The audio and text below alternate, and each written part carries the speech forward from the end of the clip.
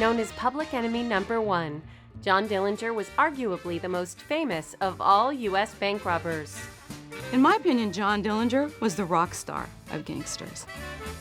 John Herbert Dillinger was born in Indianapolis, Indiana on June 22, 1903.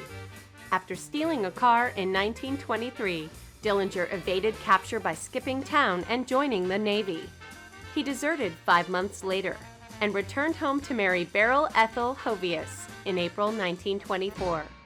When John Dillinger was in his 20s, he was arrested and convicted of having robbed an elderly grocer. They put him away for 8 to 10 years, and this turned him into a hardened criminal. He made contacts so that when he came out, he formed a gang and began his exploits. Dillinger was released from prison on parole in May 1933. Almost immediately, he robbed a bank in Bluffton, Ohio, and was shortly thereafter arrested and lodged in the Lima jail.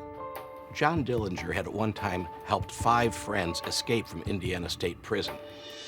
When he was housed in the Lima, Ohio jail, they returned the favor. They showed up masquerading as lawmen and ended up helping him escape from Lima, shooting the sheriff in the process.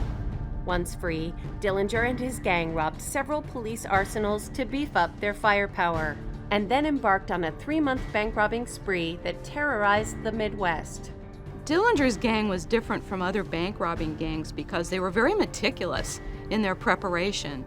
Sometimes he and the gang would use a ruse. They would say that they were from an alarm company or that they were shooting a movie and they wanted to check the place out. People believed them. In December 1933, Dillinger and his gang were captured by local police in Tucson, Arizona. Dillinger was then extradited to the supposedly escape-proof Crown Point Jail in Indiana.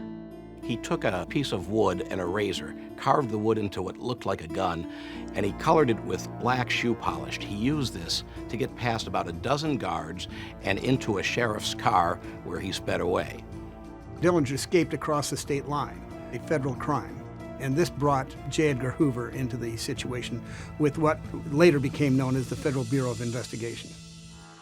Dillinger set up a new gang which included Babyface Nelson and began another crime spree, robbing more than 6 banks in 4 different states.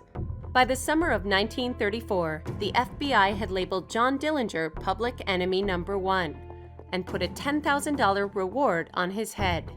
John Dillinger was hiding out in Chicago with a friend of his, Anna Sage, a brothel madam. Dillinger died when a trap was set for him by Melvin Purvis, an FBI agent, as well as the Indiana State Police, and Anna Sage, who was notoriously called the Lady in Red. She set him up, invited him to the Biography theater to watch a movie. When he came out of the movie theater, John Dillinger was gunned down. Dillinger died on July 22, 1934. He was 31.